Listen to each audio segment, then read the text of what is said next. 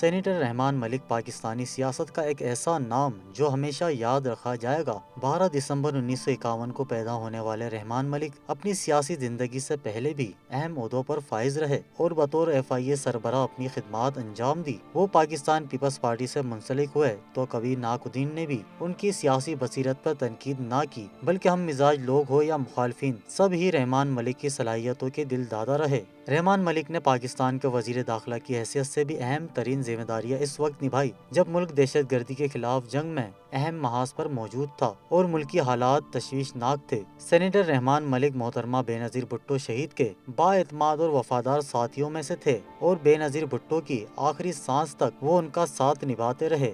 Senator Rehman Malik نے دہشت گردی کے خلاف جنگ میں جو اہم کردار اور بہادرانہ کردار ادا کیا، حکومت پاکستان نے اس کے عوض انہیں ستارہ شجاعت اور نشان امتیاز سے بھی نوازا تھا۔ وہ کافی عرصے سے پھیپھڑوں کے مرض میں مبتلا تھے اور شدید علالت کے بعد اس دنیا فانی سے کوچ کر گئے۔